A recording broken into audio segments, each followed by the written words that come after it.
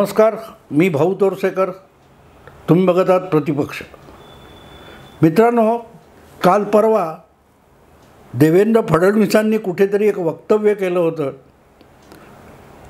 की मला खुलासा करायची वेळ आली तर त्यातून अनेकांची तोंड बंद होतील. आणि त्यावर वक्तव्य करताना शिवसेनेची वाघीण सुषमा अंधारे या ढसढसा रडल्या असं अगदी ABP माझा वगैरे अनेकांनी हेडिंग देऊन दाखवलं. देवेंद्र फडणवीस काय आक्षेपार्ह बोलले होते? धमकी देता, मला धमकी देता, तोंड बंद होतील, धमकी देता. खुलासा केल्यावर तुमची तोंड बंद होतील याचा अर्थ तुमचं तोंड बंद करण्यासाठी खुलासा करणार असं नाही. तुम्ही जे वाटेल ते खोटे नोटे आरोप करता त्याच्यावर खुलासा दिला तर तुम्हाला तोंड उघडायची हिंमत राहणार नाही असं सांगायचं होतं. आणि तसाच त्याचा अर्थ आहे. तो शिक्षकी पेशापर्यंत जाऊन चुकीचा अर्थ लावण्याची जी किमया सुषमा अंधारे यांनी करून दाखवली तेव्हा गंमत वाटते मित्रांनो की ह्या लोकांचं चाललंय काय? डोकं ठिकाणावर अजिबात नाही का? कशाला तुम्ही हे सगळं असं वेडवाकडं बोलत असता जे तुमच्यावरच उलटतं? या वाघिणी, त्या रणरागिणी, ते वाघ शिवसेनेचा असला की तो वाघ असतो. शरद पवारांच्या स्ट्रॉंग मराठा पठडीतले असतात ते वाघ असतात.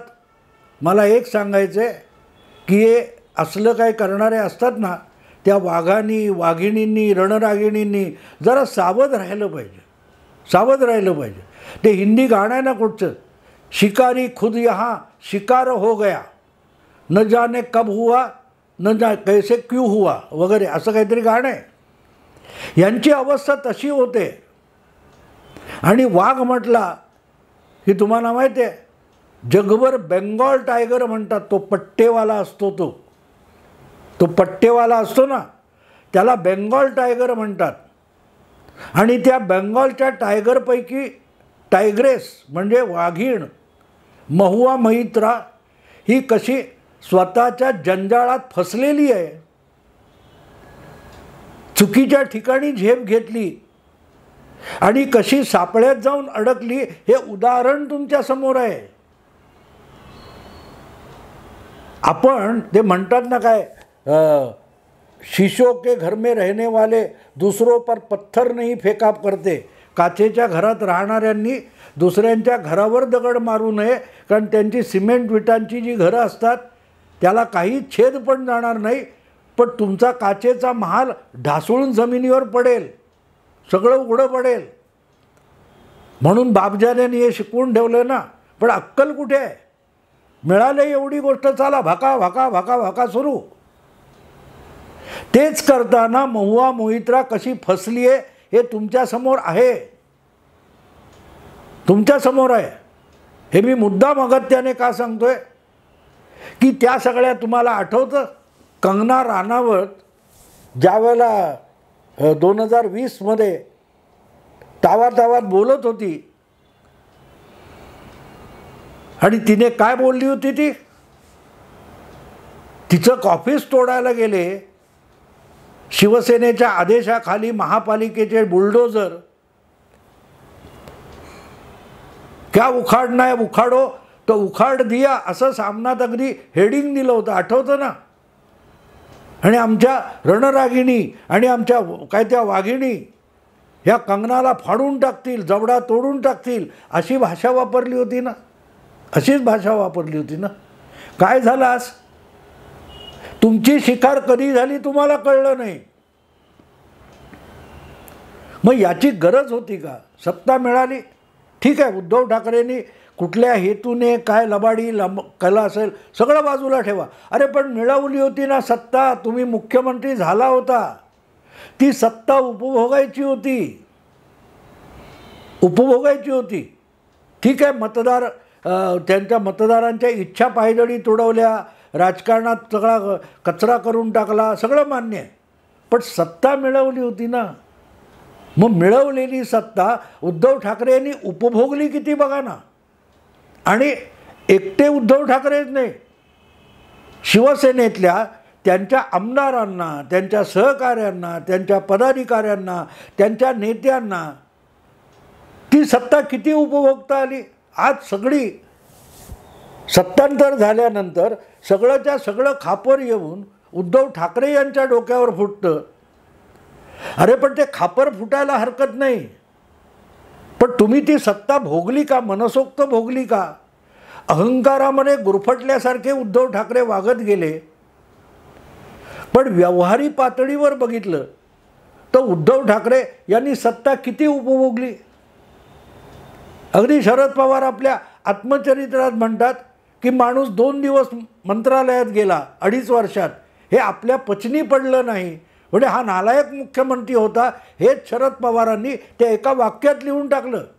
उद्धव ठाकरे यांच्या 2.5 वर्षाच्या कारभाराचं जे काय आकलन आहे ते एका वाक्यात लिहिलं आहे की मुख्यमंत्री 2.5 वर्षामध्ये 2 दिवस मंत्रालयात जातो, हे पचनी पडलं नाही. मग त्यांचा कान शरद पवार पण पकडू शकत होते ना. पण शरद पवारांना काय गरज होती. अरे सगळी सत्ताचं आपले राष्ट्रवादीचे लोक भोगतायत, तर उद्धव ठाकरेंना जागा व्हा, तुम्ही मुख्यमंत्री आहात, तुम्ही सत्ता भोगा असं सांगायची गरज शरद पवारांना कशाला वाटेल. पण सांगायचा मुद्दा असा की उद्धव ठाकरेंनी सत्ता उपभोगली नाही, त्यांच्या सहकाऱ्यांना, साथीदारांना सुद्धा सत्ता उपभोगता आली नाही आणि खापर मात्र त्यांच्या डोक्यावर फुटते. याचं कारण तेव्हापासून जी बकवास केलेली होती ती बकवास न करता सुद्धा सत्ता भोगता आली असती. अगदी कंगनाच्या त्या कचेरीवर, ऑफिसवर बुलडोजर चालवा, पण ते बकवास तुमचे प्रवक्ते जे रोज बोलत होते त्याची गरज होती का. ते बोललं नसतं तो महापालिकेनं काम केलं. ईडी, CBI हे सगळं काम करतायत ना, त्यांना काय पाहिजे. ते तुमच्या भाषेत तुम्हाला सूडबुद्धीने वागवलं जातं, मान्य आहे. पण बघा आम्ही कसं ह्यांना धडा शिकवतोय. असं चुकून तरी मोदी, अमित शहा, देवेंद्र फडणवीस, बावनकुळे चुकून तरी बोलले का बघा आमच्या हातात देशाची सत्ता आहे आणि आम्ही कसं शरद पवार, उद्धव ठाकरे, त्यांचे पक्ष यांची ससे होलपट करून टाकलेली आहे, त्यांना कसा धडा शिकवतोय. असं चुकून तरी भाजपचा कोणी नेता बोलतो का. नाही बोलत. कारण ते बोललेले बोचरे शब्द असतात ते इतिहासात टिपून ठेवले जातात आणि ते अंगावर उलटतात. तुम्ही जी सामनामध्ये मोठी हेडलाईन केली, उखाड दिया, ती लोक विसरत नाहीत, लोकांच्या लक्षात राहते. आणि म्हणून ती हेडलाईन द्यायची गरज नव्हती आणि रोज सकाळी उठून बकवास करायची गरज नसते. पण तुम्हाला बकवास झाली पाहिजे, काम बिघडलं तरी चालेल. जसं त्या महुआ मोहित्राचं झालं. अदाणींच्या विरुद्ध राहुल गांधी पण बोलतात, इतर अनेक लोक बोलतात, शरद पवार अदाणींच्या समर्थनार्थ बोलतात, पण निदान एवढी काळजी घेतात की या सगळ्यामध्ये आपलाच पाय कुठच्या सापळ्यात अडकून आपलीच शिकार होऊ नये याची तर काळजी घेतात ना. पण महुआ मित्रा तेवढी सावध कुठे असते.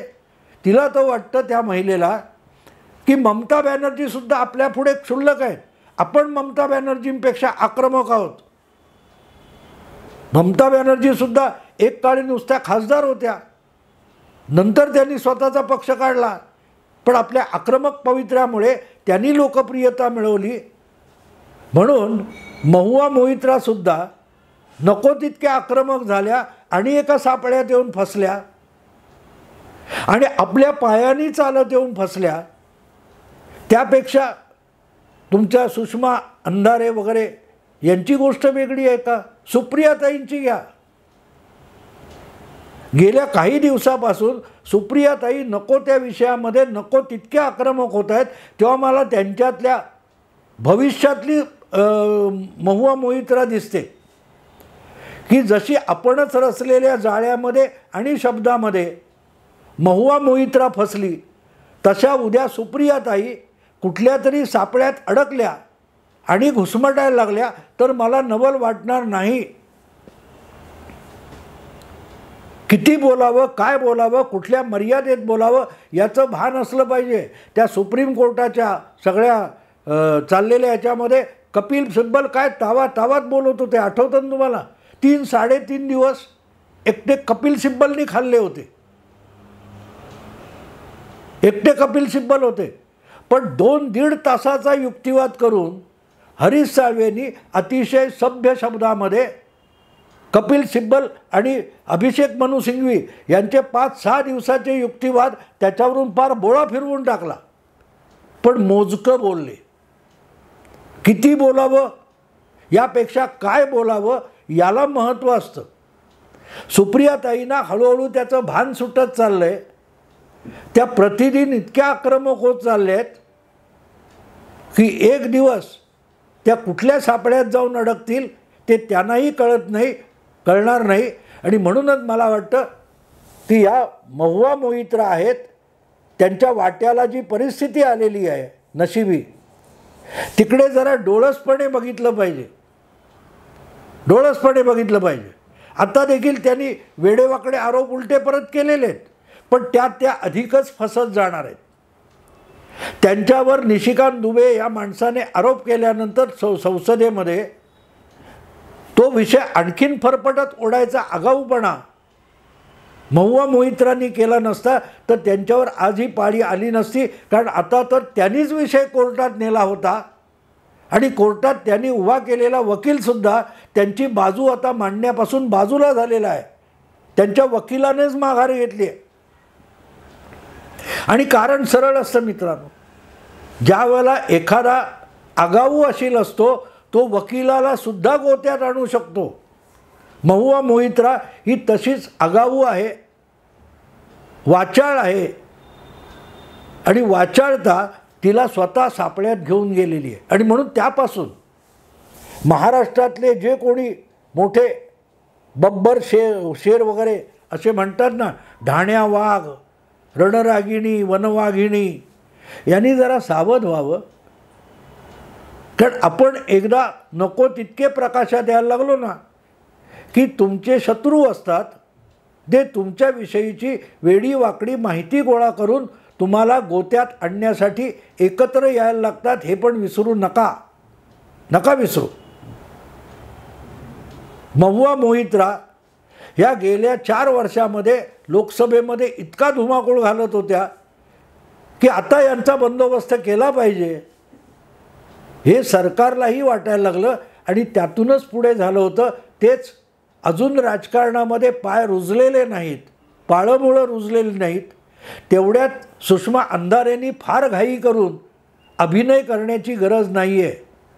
ढसढसा रडल्या, फसफसा हसल्या. देवा भाऊ म्हणायचो, देवा भाऊ, अरे भाऊ, तमुक भाऊ.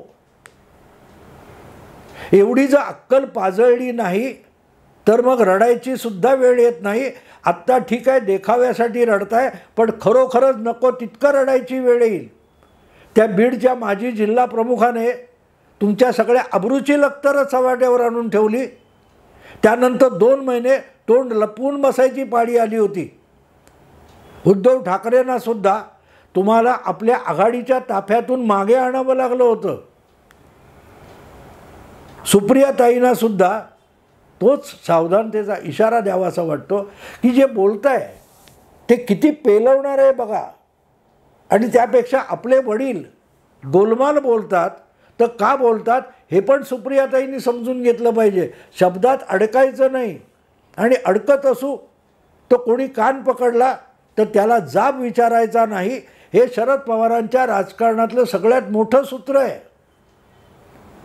आठवतं ना त्या गेटवे ऑफ इंडियाजवळ पंचम जॉर्ज आला आणि त्याने महात्मा फुलेंबद्दल विचारलं. महात्मा फुले समोर उभे होते. असली लोणकडी थाप शरद पवारांनी मारली होती.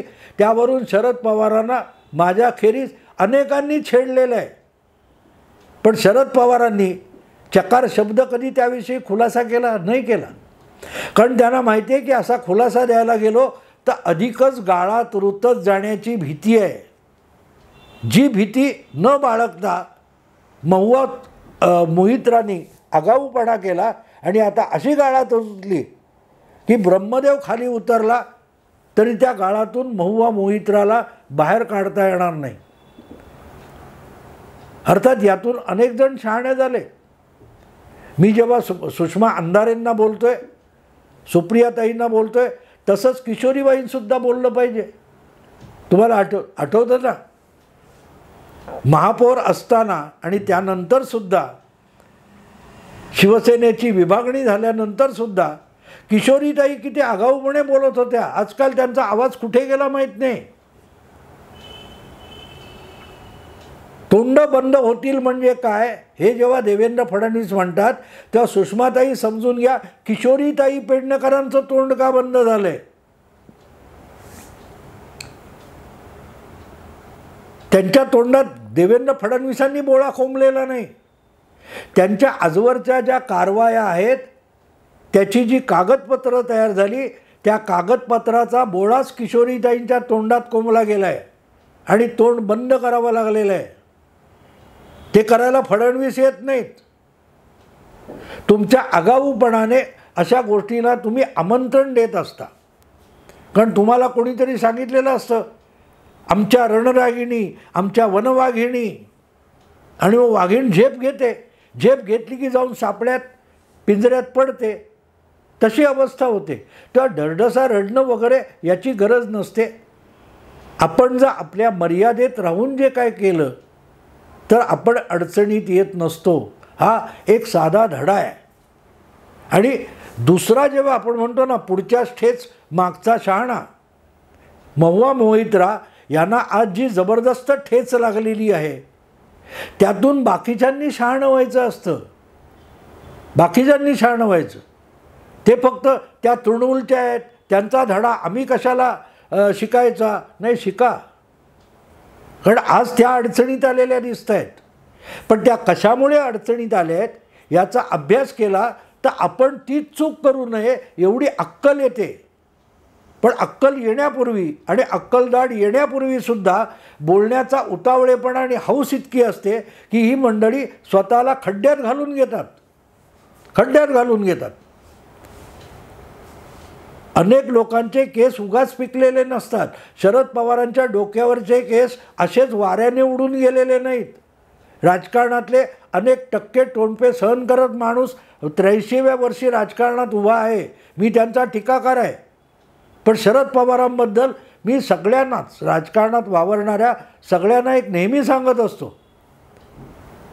की आपल्याकडे म्हणायची पद्धत आहे ना की आम्ही इतके पावसाळे बघितले, तितके पावसाळे बघितले. शरद पवारांविषयी मी एक वाक्य अनेकदा बोलतो की शरद पवार हा महाराष्ट्राच्या आणि देशाच्या राजकारणातला असा नेता आहे की त्याने जितके पावसाळे बघितले तितकेच दुष्काळसुद्धा बघितलेले आहेत आणि भोगलेले आहेत राजकारणातले. आणि राजकारणातला दुष्काळ सत्ता गमावल्यानंतर किती भयानक असतो हे सहजासहजी समजणारं नाही आहे. 2-5 वर्ष सत्ता गेली तर अजित दादा असोत किंवा तुमच्या सुप्रियाताई असोत त्यांची फडफड किती होते बघा. शरद पवारांनी दीर्घकाळ सत्ता भोगल्यानंतर 5-5, 7-7, 8-8 वर्ष सत्तेबाहेर बसूनसुद्धा राजकारणात आपलं अस्तित्व टिकवलेलं आहे. त्यामुळे त्यांनी दुष्काळ किती राजकारणातले बघितले याचा अभ्यास करणं आवश्यक आहे. नुसते पावसाळे मोजून नाही चालत. आणि म्हणून मग महुआ मोहित्रा यांच्या वाट्याला जी परिस्थिती आली आहे त्यापासून महाराष्ट्रातल्या अनेक राजकारण्यांनी धडे घ्यायचे असतात. तो मोहित कंबोज आहे, तुमचा किरीट सोमय्या आहे. सणसणीत आरोप करतात पण ठराविक काळानंतर ते गप्प होतात, बाजूला बसतात. कारण आपण केलेल्या आरोपात वजन नसेल तर आपण अकारण शत्रू निर्माण करू नये याचं भान त्यांनी ठेवलेलं आहे. त्यांनी ठेवलेलं आहे. आणि मग ते सगळ्यांनीच ठेवावं, सगळ्या पक्षातल्या लोकांनी ठेवावं. अन्यथा तुमचं महुआ मोहित्रा व्हायला वेळ लागत नाही, होत लागणार नाही. आणि म्हणून महाराष्ट्रातल्या वाघ, वाघिणी, रणरागिणी या सगळ्यांनी यापासून थोडं शिकलं पाहिजे. अडचणीत आपण आपल्याला आणू नये एवढं तरी डोकं चालवा. डोकं आहे ते चालवावं लागतं हे पण लक्षात घ्या. कुठेतरी कॉपी पेस्ट केल्यासारखे तेच तेच आरोप सातत्याने बडबडत राहिलं आणि खुळ्यासारख्या चालणाऱ्या वाहिन्यांनी ते परत परत दाखवलं म्हणून तुम्ही राजकारणात यशस्वी होणार नाही. कमीत कमी बोलून अधिकाधिक पल्ला गाठणं याला राजकारण म्हणतात. ते शिकावं तुम्ही, यासाठीच हा विषय केला. आवडला असेल लाईक करा, शेअर करा, सबस्क्राईब करा. नमस्कार.